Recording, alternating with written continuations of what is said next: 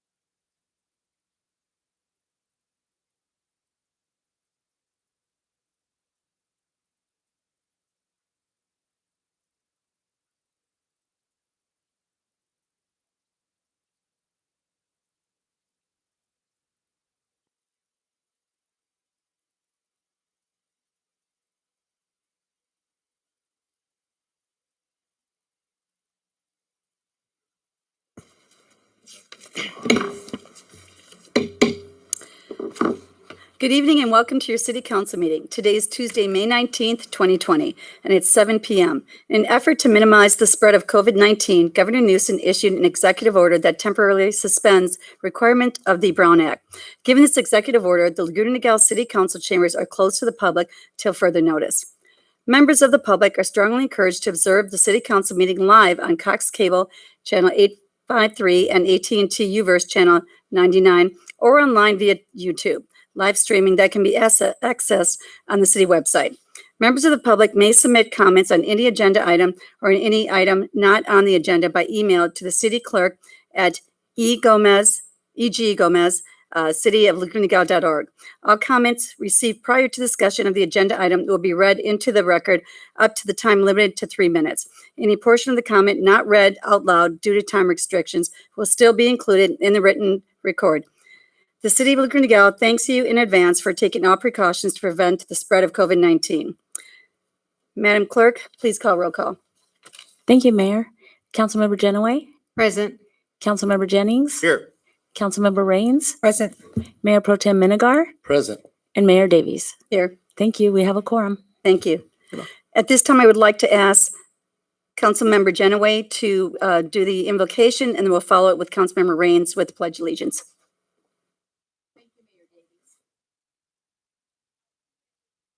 On Monday, our nation pauses to give honor to those who have given their life in the service of our country.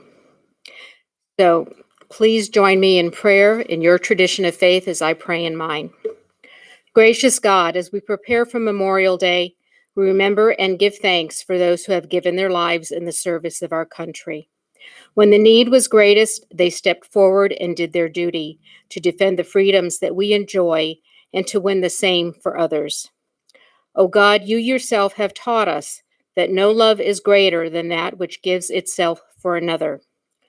These honored dead gave the most precious gift they had, life itself, for loved ones and neighbors, for comrades and country, and for us. Help us to honor their memory by caring for the family members they have left behind, by ensuring that their wounded comrades are properly cared for, and by being watchful caretakers of the freedoms for which they gave their lives. Holy One, help us to remember that freedom is not free. There are times when its cost is dear indeed. Never let us forget those who paid so terrible a price to ensure that freedom would be our legacy. Though their names may fade with the passing of generations, may we never forget what they have done. Help us to be worthy of their sacrifice. O God, help us to be worthy. Amen. So just all join me in pledging allegiance to the greatest country on earth. I pledge allegiance To the flag of the United States of America and to the republic for which it stands, one nation, under God, indivisible, with liberty and justice for all. Thank you, Councilmember Raines. All right, public communications. Our next item is public communications. Please be aware that the time limit will be 3 minutes for each public comment. City Clerk Gomez, do you have any public comments to read into the record? Yes, Mayor. I'm going to go ahead and set the timer for each one so we can stay on time. The first one is from Katia Bagata, owner of Bistro K in Laguna Niguel. We have been in this location for 20 years. We immigrated to this country in 1980 to enjoy the freedom America has to offer. We live in the best country in the world, but lately I am very confused about what my freedoms are and what my legal rights are. Most importantly, my ability to provide for my family and my employees. My father, Tony Bagata, who is 89 and still working, has had 6 different businesses in Orange County. We have paid millions in taxes since 1980. Last year alone, between Franchise Tax Board, IRS, and California sales tax, we paid $168,000. We have respected the wishes of the governor for 10 weeks. Now we have diligently worn masks, gloves, sanitized, etc. We have studied the health department's new regulations and are ready to start doing business again, even if that is only at 50% capacity. Throughout this time, we have had so much support from our customers financially, but to date, we still have not received any money from the government. We have employed thousands of people over the years and have raised over $300,000 for charity, including a police charity. We have sacrificed our rights in the last 10 weeks to help everyone, and now we need help. I will no longer just sit by as all my rights are stripped away and I am made to feel like a criminal for letting someone drink an iced tea in my establishment. We elect officials to serve our best interests, and they should feel ashamed of themselves for letting people lose their businesses, live in fear, and terrorize hardworking folks. Small business is the fabric of American society, and it is being destroyed daily. We thank Lori Davies for supporting us. She needs to be empowered to open our city.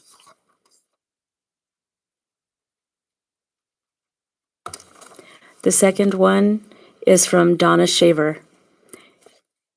Bistro K has been an outstanding addition to our list of restaurants for many years. Their superb menu and cooking draws people from all over South Orange County. Being a family-owned business, they excel in personal attention to every detail and to all customers who enter their business. Like many others, they have gone out of their way to keep their customers fed during COVID-19. We all wait patiently outside, anticipating our first bite of home cooking when we reach home. They are an important part of Laguna Niguel's service industries, and we can't wait until we can dine in as we used to. The next one is from Gregory Brock. I would like to respectfully address the reopening of Bistro K. I have been a patron there for almost 8 years. There are so many businesses worthy of reopening. What makes one more worthy than another? I can't say that I know the answer. What I do know is that Bistro K is a place where people feel like family. There is such a camaraderie between the patrons that they have developed into deep friendships. Bistro K is always giving back to the community in many, many ways, which is probably the main reason I am writing this. They are involved in helping the homeless and are heavily involved in sheltering animals, especially dogs. Again, what makes one business more worthy than another? I don't know the answer, but I do know that those that give back to the community leave a hole when they're gone. Thank you for taking the time to read this and for your consideration. The next comment is from Kelly Schultz. I am writing this email in support of safely reopening our local restaurants and businesses now. One of my favorite local restaurants, the Bistro K, had their chairs and umbrellas taken away by their management company after one complaint by someone who was not even a patron of this establishment.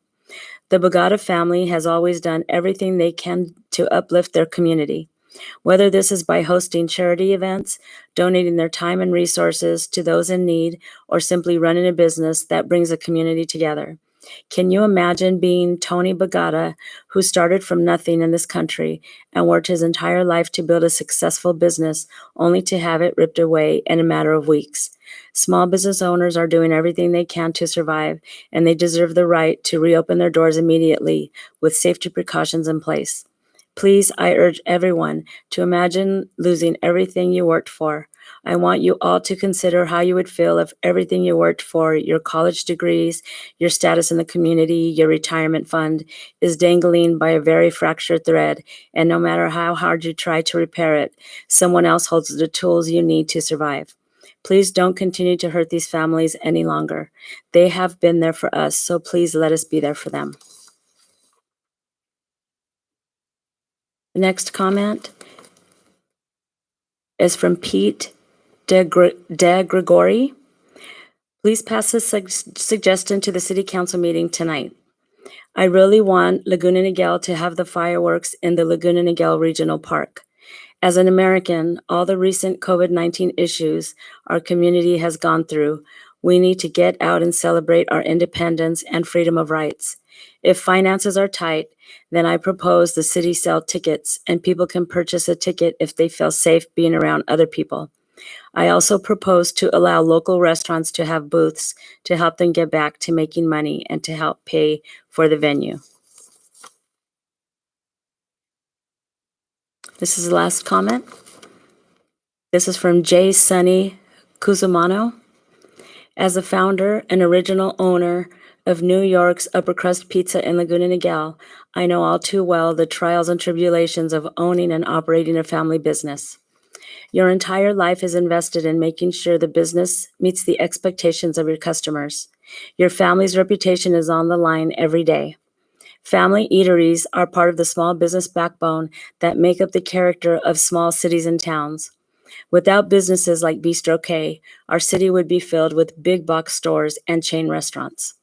Katya, Tony, and family are the kind of people that deserve to be treated fairly, as other businesses all do. Please make all reasonable accommodations that will allow them to open safely now. Time is of the essence.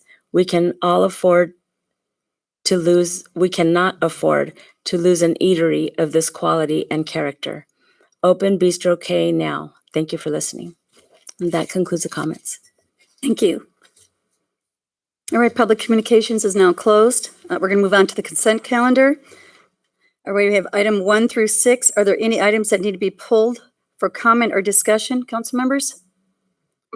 Mayor Davies, I need to abstain on the warrant register. Page 4, vendor 1220, payment number 6783 to Dell Marketing. That's my husband's employer. None. Move the balance. Second. All right, all in favor?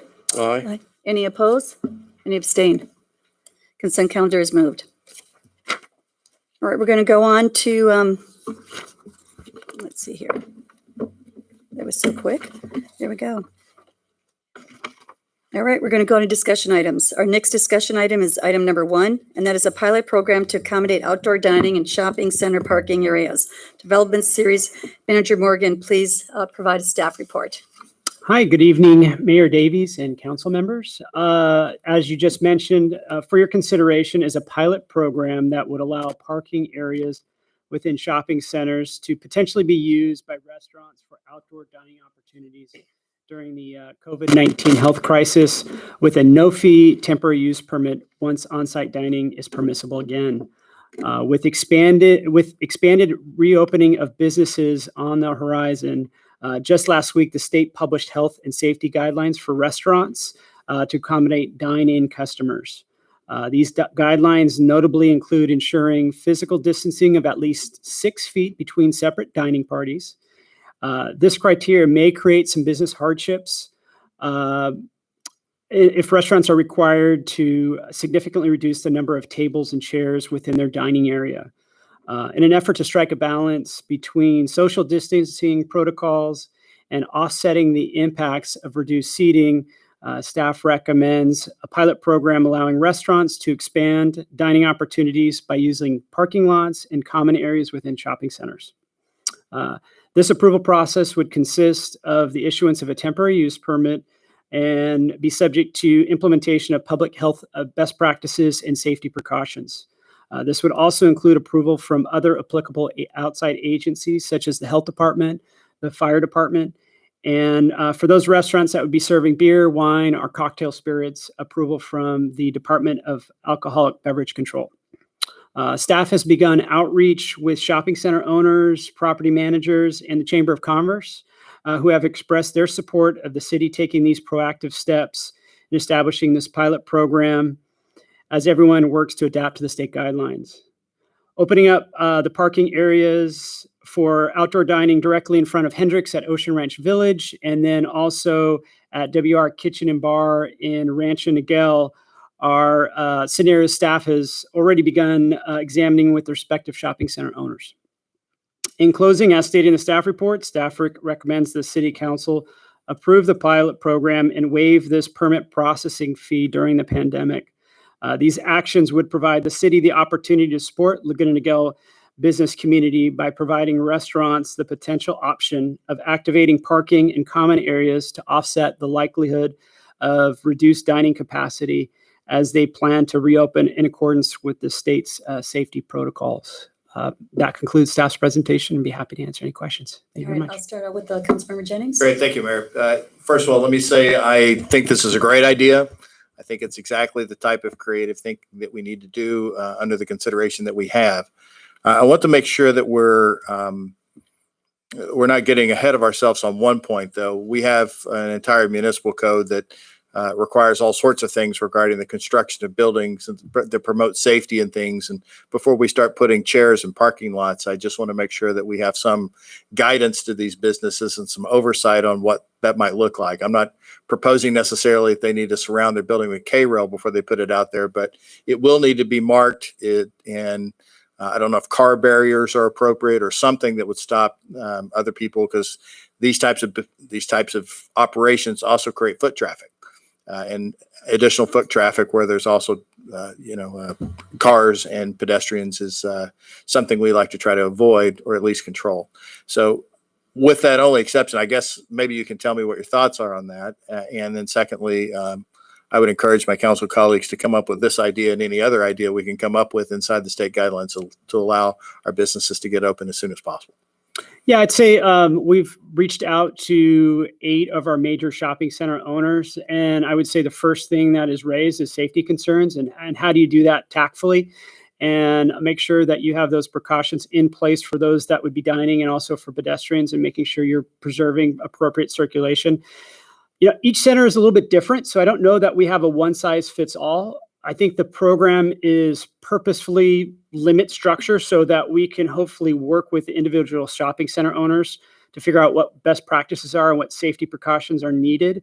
I can share with you, they all are a bit skittish with the liability that comes along with potentially unlocking those parking areas for outside dining. So I think they are as concerned, if not more concerned, from those conversations. So that may include some bollards or certainly segregating those dining areas. What that will all entail, I think, has still yet to be worked out, and we'd be certainly open to any ideas, but that will be paramount. So prior to any approval, safety precautions would be a must. I just want to confirm, and I want to put you on the spot, City Attorney, but I don't want the city incurring liability over this. So if they do this, this has to be at the discretion of the property owner and the restaurateur, whoever it is. We're not condoning it, we're merely allowing it. And I'm not sure if that's a difference, though. That's right. The issuance of a TUP is a discretionary act, and the state laws provide immunity for municipalities that grant discretionary approvals. And so we would not be held liable for a tort that occurs as a result of them using a parking lot for seating, But of course, as you've indicated, it's in our interest to make sure that the plans they put in place are done in a manner to protect and create as much safety with the public as possible. The other issue I'm sure that each shopping center owner will be dealing with is their own local CC&Rs, that they might have restrictions on how they can use that common area. They'll have to work that out between the different shop owners and property owners. Great. Thank you very much. Mayor, I have no further questions. Councilmember Raines? Thank you so much. I'm glad to see that we're considering something to help our restaurants actually be able to operate at a level where people can actually patronize them. But I have a couple questions on the process. We're talking about giving them this opportunity. However, it seems like from what my colleague, council member Jennings said, that it might be a little more cumbersome for some of the smaller establishments as opposed to the larger establishments. Some of the establishments that are larger and have more space probably won't have as much of a cumbersome. So what do we have a plan on how we're going to help some of those smaller places? I know you said you want to use the shopping center owners, but will they be asked to provide like some of the roping off areas and maybe the restaurants can only put their tables out? Or, I mean, I think we kind of need more guidelines for the restaurants so that they can get this implemented and do it quickly and expediently, because I know our residents are anxious, but our restaurants are even more anxious. So I'm kind of concerned that we haven't given any good guidance. Yeah, I mean, I think the challenge, and I kind of mentioned it earlier, is each shopping center is a little bit different. There were comments about Bistro K. They may be able to accommodate, and they don't have any outdoor dining. They may be able to utilize some of the space between the front of their tenant shop and the sidewalk. It may not even be necessary to utilize some of the parking areas. For some establishments that are even smaller at some of our shopping centers, a potential option is they pool resources and it almost becomes more of a dining hall. I think the part of the process was to hopefully have kind of this three-way conversation between the various restaurants and property owners and city staff to kind of figure out what we think are the optimal solutions to hopefully accommodate everyone's needs, which is still kind of fluid. And despite our best efforts to reach out to a lot of our restaurants, some still I'm not even sure they're going to be fully embracing some of these concepts. And a lot of them are able to it seems like they're able to make do with takeout. It's the larger restaurants that we're hearing, at least from our shopping center owners, that are really struggling. It's the places like Hendricks, where a considerable amount of their revenue and business is driven by dine-in service, and right now they're really struggling with just takeout only. So some of those larger restaurants are really the ones that seem to be most interested in potentially taking advantage of these types of the pilot program, from what we're hearing from our property managers.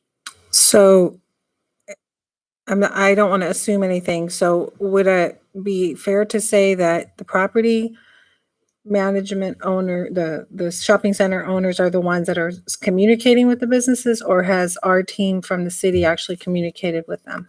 Most of our communication has been limited first with our shopping center owners, but we are prepared as just a part of our economic development recovery efforts. We've had ongoing dialogue with all of our restaurants. So we have over 100 that we're regularly communicating with. We're trying to help assist them with some of their social media marketing. And I think as an extension to that, if this pilot program is approved, we would then move on to starting engaging them to kind of hopefully come up with ideas and solutions for some of the things that have even been raised this evening.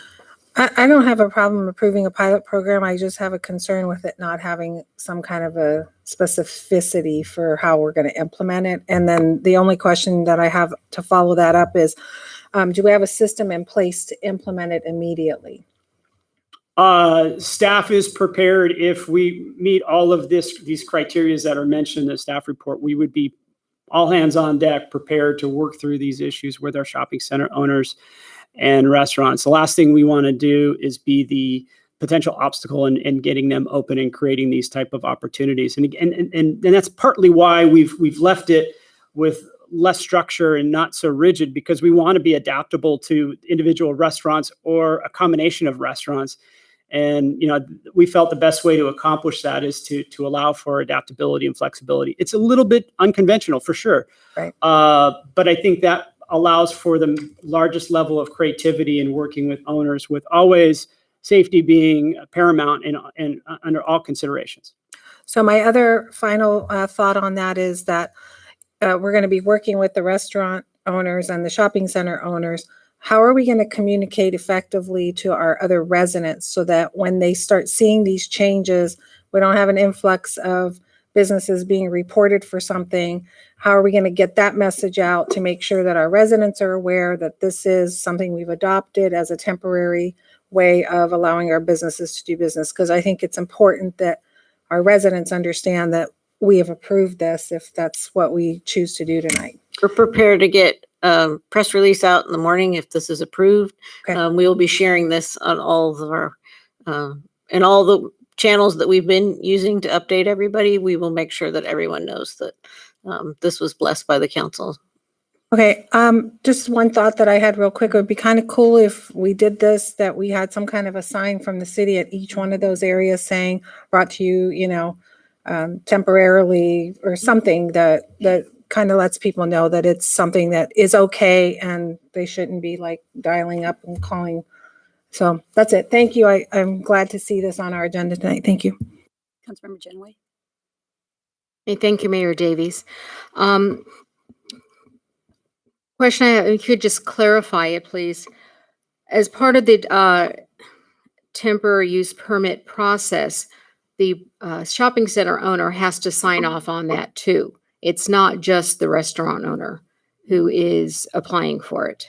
Yes, you're correct. The tenant shops, there's a property owner who is for the larger shopping center. So all of our restaurants citywide lease tenant space or have a ground lease. I can't think of any owner-occupied restaurants in town. Okay, because my concern would be the impact it would have on other businesses in the center when those other businesses are able to open, because we don't want to negatively impact their operations. So, I'm sorry. I was just going to say a great point. So those are things that we are considering. So I can cite the Hendricks discussions we've been having. There's really good opportunity there because the next closest restaurant is under construction and they don't anticipate being open until potentially Thanksgiving, Christmas. So we do have overflow opportunities for parking there. And even the directly in front of the restaurant, you have the theater. I think that's stage 3 or stage 4 of the governor's plan. So there is probably going to be ample opportunity to utilize those parking areas. And then even talking about the other example with WR Kitchen and Bar, it's the parking in front of Ethan Allen is underutilized. So I think you have a healthy cushion where you can accommodate a fair amount of outdoor dining in those two examples without there being any real interference with the parking needs for some of the other tenants. okay, thank you. I was so glad to see this brought to us. I mean, it's really some creative thinking on how to be proactive and really assist our businesses. I know when I read the May 12th Cal-OSHA, California Department of Public Health guidance for restaurants, that one word we keep hearing in the news lately, draconian. I read this, I thought, how does a restaurant even open with all the guidelines they now will need to follow? So we really need to do whatever we can to assist them and get them back up and running. Because these restaurants, I mean, we look at as a restaurant, that's where we get our dinner from tonight. But those restaurants are feeding families of the owner, of all the people who work there, of all the suppliers who supply the products for the restaurant. So they are a very important part of our community. So I'm glad to see that we are thinking outside the box a little bit and how we can help them.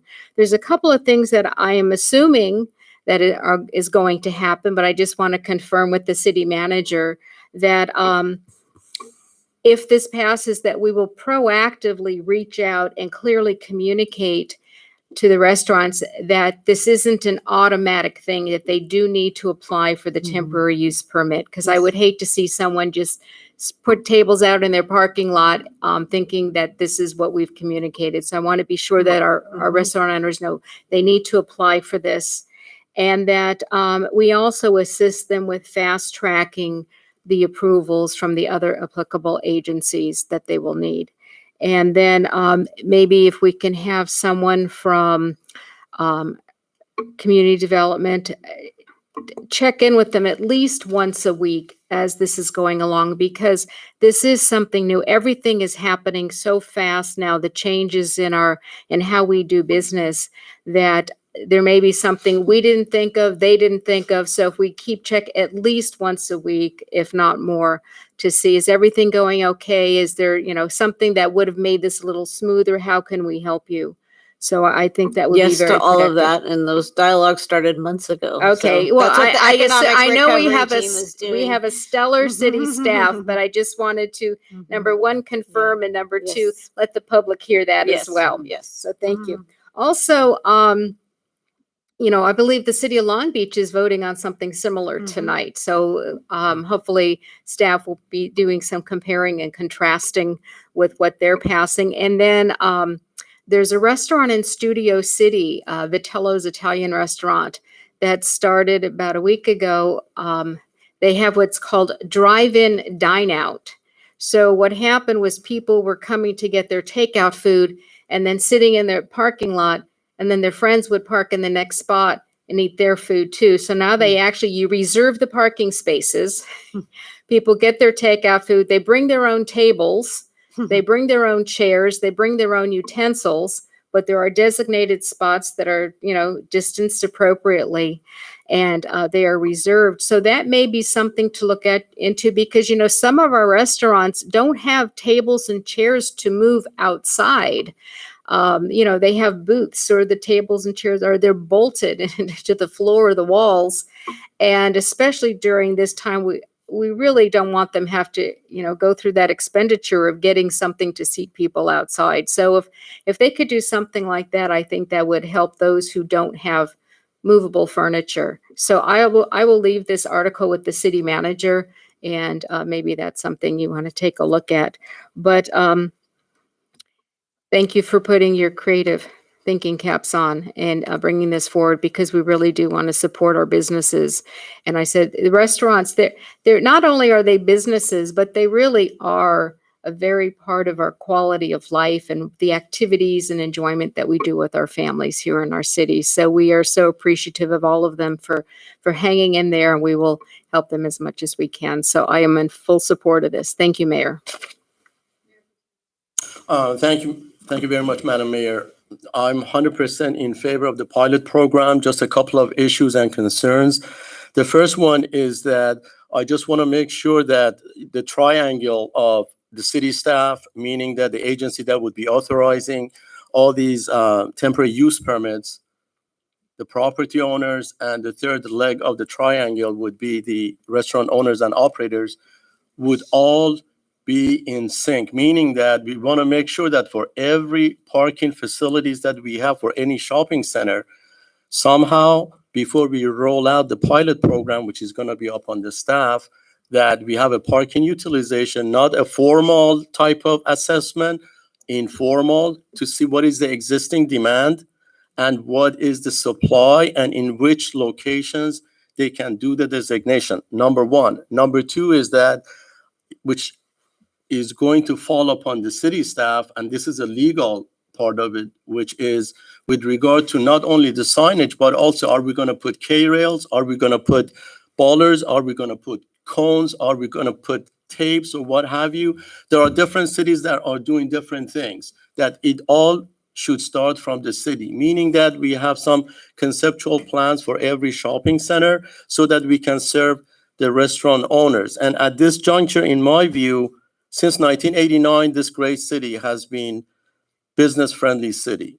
It's our job, it's our obligation when the small business owners, specifically and explicitly when all these restaurant owners are suffering because of the economic impact of COVID-19, that we can help them the most now. We cut the red tape. We cut all those so-called administrative, hurdles. So, and one last thing is, we have to think about this from a global perspective. We don't know if COVID-19 is going to bounce back in October, November. Nobody knows. Nobody has a crystal ball. Therefore, I strongly advocate for having that conceptual plan that we can roll it out, meaning that it's going to be a dynamic type of program depending upon the impact of COVID-19 on the health of our community. Then we can pull back, or we can just move to the same position that we were. And ultimately, we want to be fair, we want to be equitable, we want to make sure that every shopping center, every restaurant owners that happen to be suffering because of the impact of it, that they cannot open, or if they open, they are limited, they're losing money, then we can help them. So by treating all of them in that fashion, I think we as a city, we as a municipal corporation have done our best to help them in this, dire time that we need to help. Thank you very much. Thank you very much. Again, I want to thank the staff for being proactive. I have been working actually with the property managers for the last couple of weeks. My background being restaurants and having a good idea of what it takes. And I think we all know that telling them that they can open up 25%, it's going to cost them more to open up than it would be to keep their doors closed. So we have to be able to give them the opportunity that they can actually bring some revenue. The overhead to have a restaurant is huge. The percentage that actually make it are about 20% a year. So our restaurant owners are dying right now.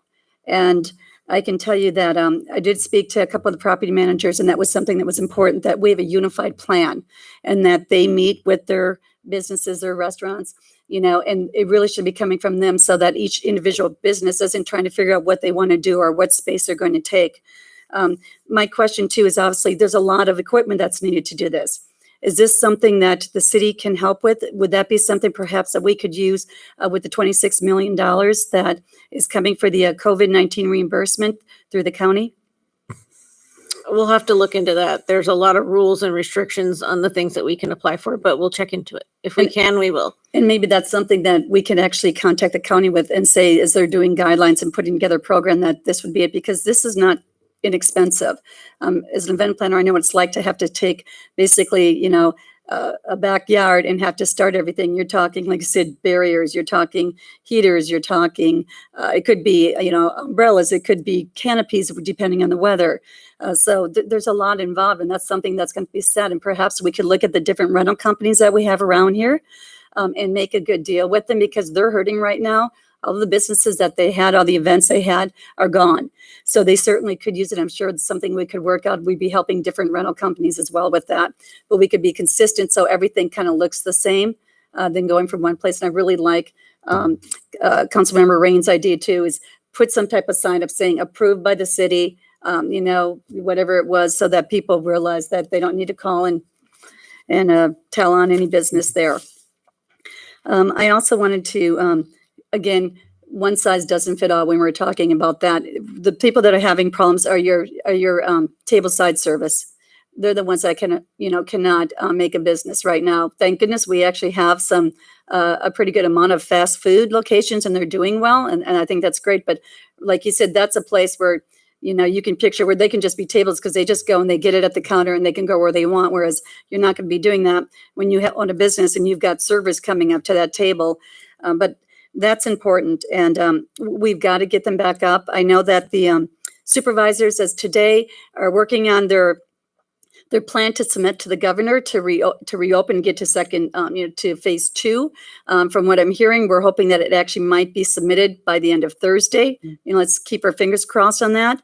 And then how long it takes for the governor to actually approve it is another story. But the fact that we need to move on this, and I appreciate this. This is a sense of urgency so that we can have this, and there's a lot here, and I get it. But if we can sit there and work with the different property managers, literally look at what they've got, figure out where the parking is, figure out what equipment we're going to need to rent. Is it available? When can we put it up? Because we could, if we're fortunate enough, we could actually get the go ahead. Who knows? Friday, Saturday, Sunday, Monday. I mean, it's a holiday weekend. It would be great to be able to say, you know what, it's the go, the red, green light's on. Let's get it up and let's see if we can do it. We don't want to lose a minute, of revenue that these people need. So To me, anything we can do, let me know. I'm happy to make you calls. I've got good contacts as well if I can help it. I appreciate this. I think great consideration. We are doing everything we can. I know that the local control isn't there for us, and it's really hard when you're sitting there and you're watching a business drown and you got a life preserver, but you can't throw it because they're not allowing you to throw it to them. So please know, with the businesses out there, we are trying everything we can. Restaurants, we're the same here. So we will fight for you. We continue to fight for you. And staff, thank you for taking this on. I appreciate it. Make a Heather, motion. please. I'll make a motion to approve the pilot program to accommodate outdoor dining and shopping center and parking areas. Second. Got a second? All right. All in favor? Aye. Any So- opposed? I'm sorry, can Please. I interject? There's also a motion for the waiver of the fee, if you guys are okay. Oh, with yes. that too. Oh, Sorry, I thought I was approving the agenda item. Right. So I'm yes, sorry. as staff recommended. okay. So And I we've got still we've got a second it. first, we've got a second. All in favor? Aye. Any opposed? Any abstain? Motion moved. Mayor, I'm sorry, we did have a public comment for that item. Send it on in. Okay, I'm going to go ahead and read it. It's from Scott Levy, the president and CEO of the Laguna Niguel Chamber of Commerce. Madam Mayor and members of the City Council, thank you for enabling our comments to be read into the public record as part of the Laguna Niguel City Council proceedings this evening. The Laguna Niguel Chamber of Commerce values the superb guidance that the city's elected and professional leadership have provided since and throughout the COVID-19 pandemic environment. The focused and calming direction that has been provided has been well received and highly appreciated by the business community of our city. It is the Chamber's honor and privilege to be able to work closely with you in partnership to ensure a rapid and effective economic recovery for our community, its businesses, and residents. Thank you. Now I'll go. Motion passed. Thank you. All right. Moving right along here. I think that is it. We are now finished with that. We're going to move on to council reports. Start with Councilmember Raines. You ready? I wish I had more to report, but since we haven't been having a lot of activity, I don't have a lot to report. I do want to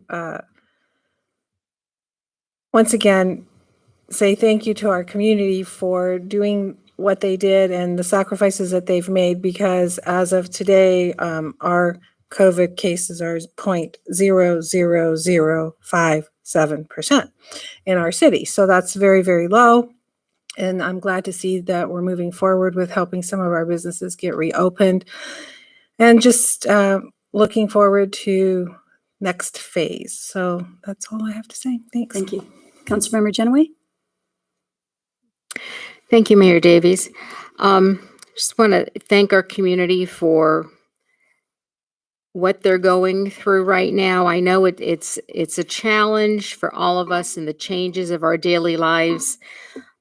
Whether or not we're working from home, whether or not we are not able to go to work, whether or not we're homeschooling, there's significant changes, but we're here as a city. We're here to help you, to assist you, as you saw with the item that we just passed, where we're looking forward to working with the restaurants and assisting them in any way that we can.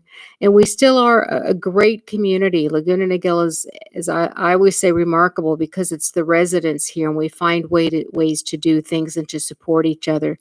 So remember to keep reaching out to your neighbors. Give a call to those seniors who you haven't seen, who haven't been going to the senior center or their regular activities. Give a call to those parents who may be ready to pull out their hair because they're homeschooling and need a little chat with a friend or some downtime or something. But I also know that it's frustrating when we have a certain way of doing things in Laguna Niguel, and I think when I say this, it's something that all of my colleagues agree with, because we always say this. We really believe in local control, and that's where it is. And right now we're seeing that there are some things we do not have local control on, things that we need to defer to the county or to the state or to the federal government.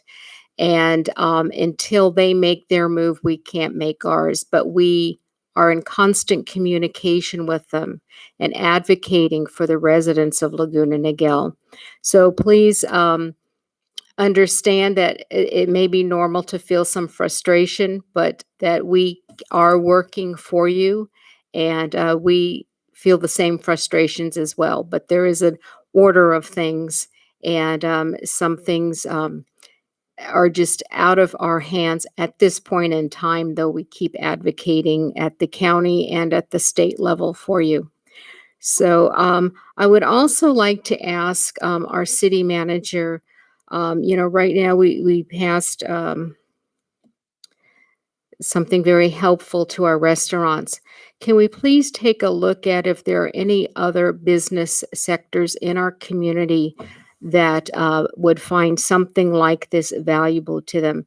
Maybe not, using the parking lots, but if something can be done to help them get up and going. What comes to mind is maybe the beauty salons or the nail salons, because, they're very impacted.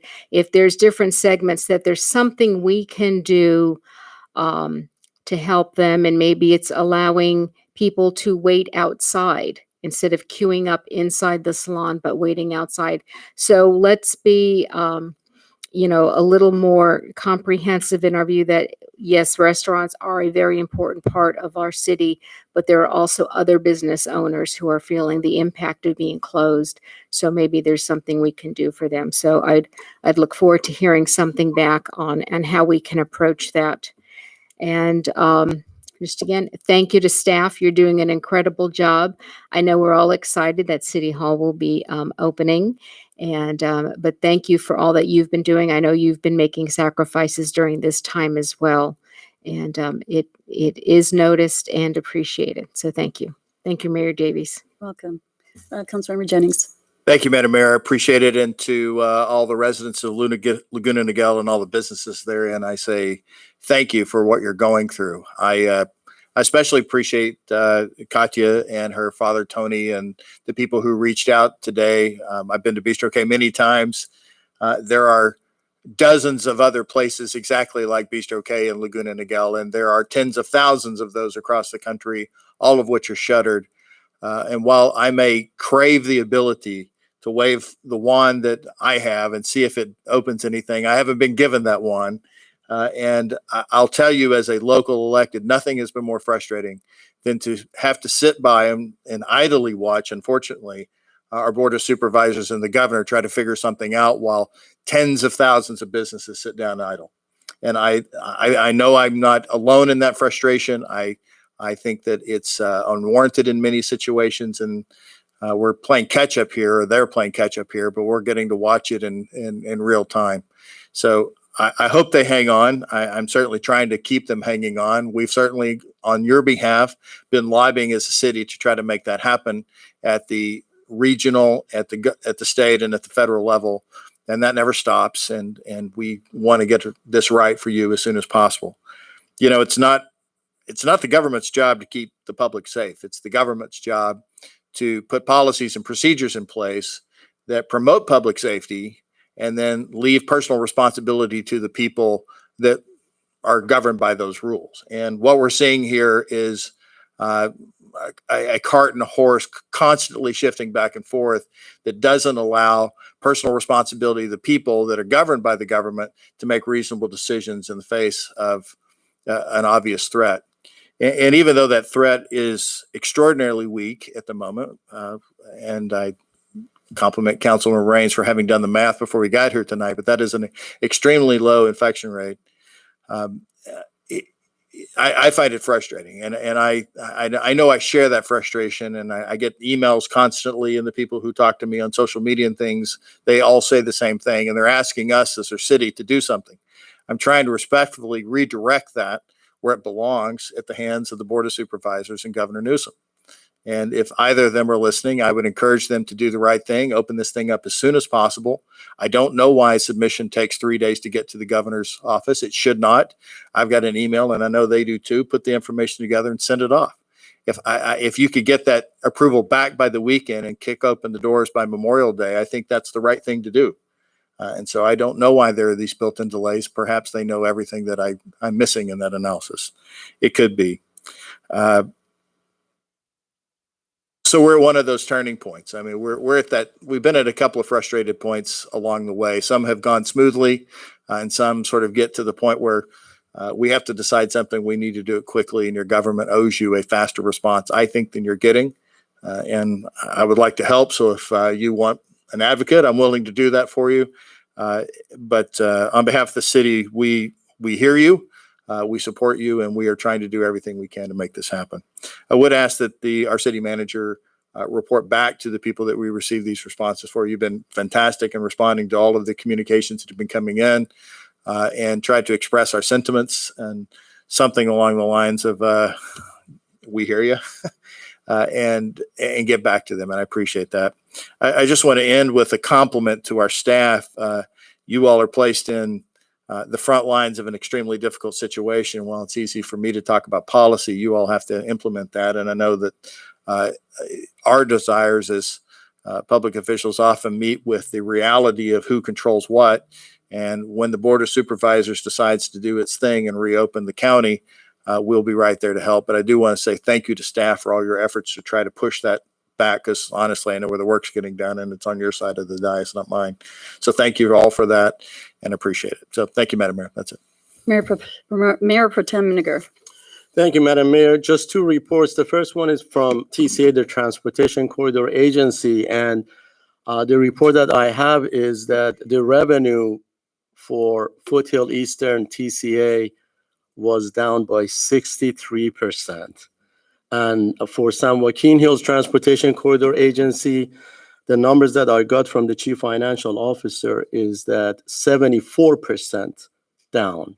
And this is extremely devastating when you look at how these quasi organizations are operating, because they rely upon 100% the toll revenues. We don't take any money from the U.S. government, federal government, FHWA, or any other organizations.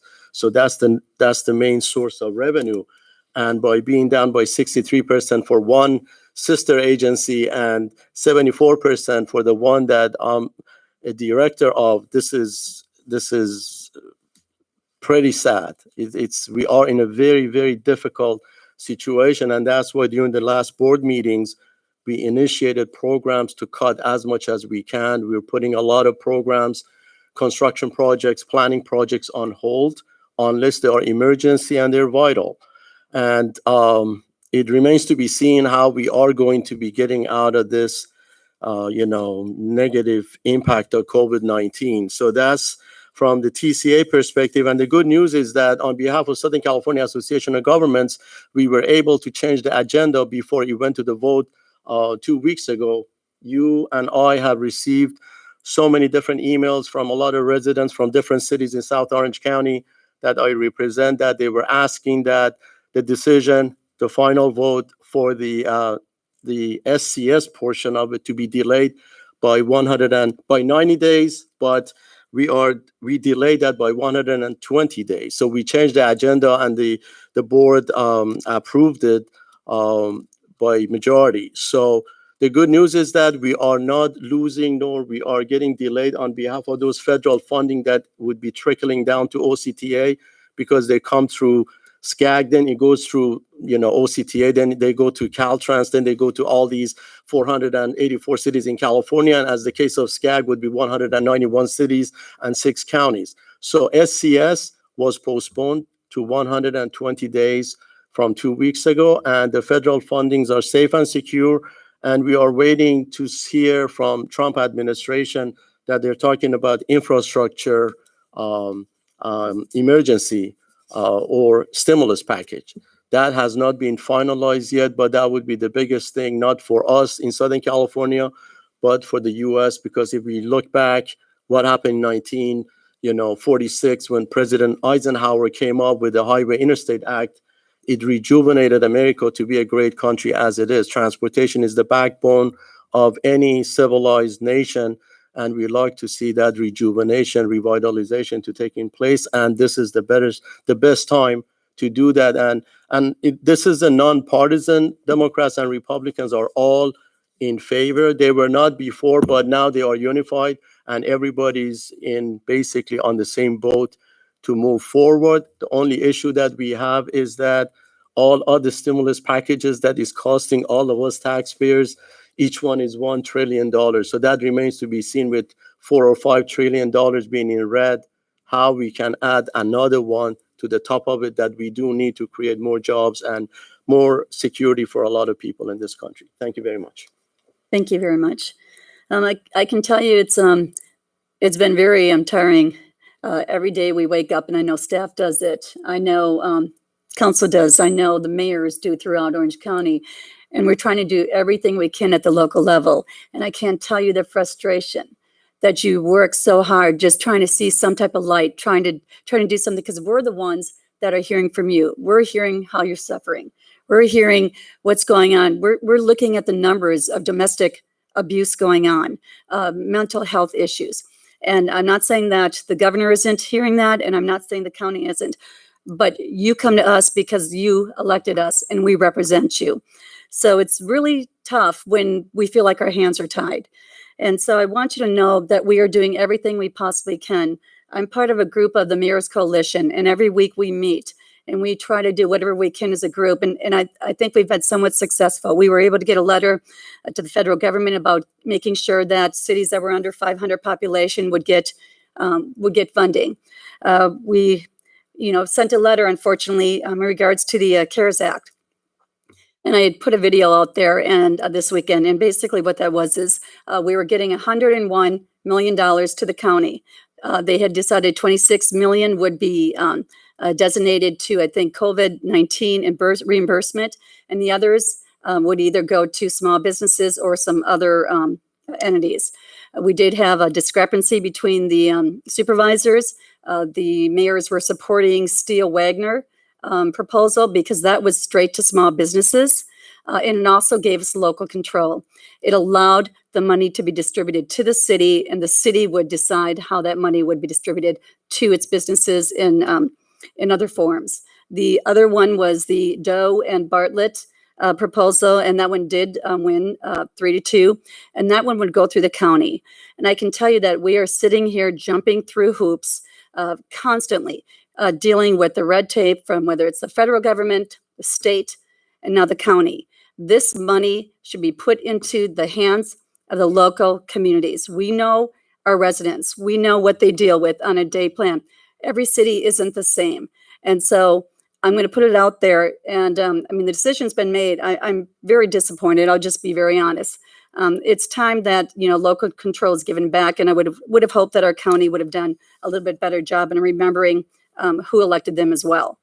So I just wanted to have that said, and that's done. But also, I want the residents to know, again, as Councilmember Genoway was speaking, that not only the restaurants, there are a lot of businesses, such as, hair salons, you name it, that can't open or, again, can only have so many in there.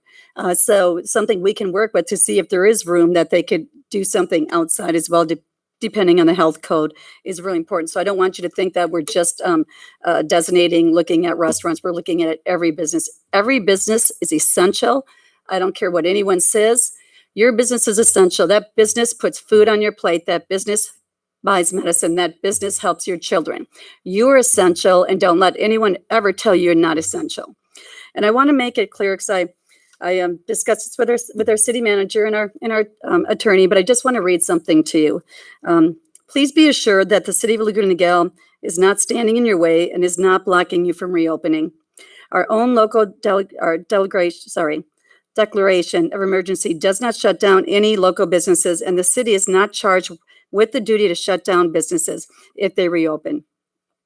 Rather, it is the governor's stay-at-home order, the state public health officer, and the governor's phases reopening plan that are standing in your way. We need the county to certify and our county's readiness to move to expand to stage 2 under the governor's reopening order so that restaurants can reopen and other businesses.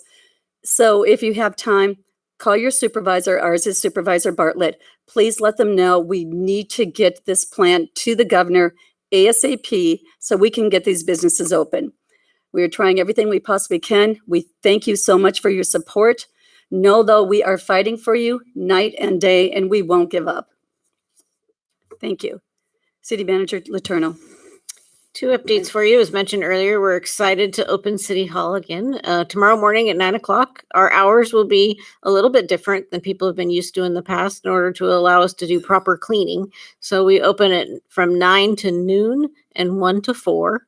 And we will be closed the next 2 Fridays, but starting in June, we'll be back to 5 days a week. And that will, the lobby looks a little bit different than it did when people were here in the past. And some new rules and some greeters to help everybody through the process. But we're here and we're excited to welcome the community back. Also, I know I have previously shared about our July 4th celebrations and how it was going to be different this year.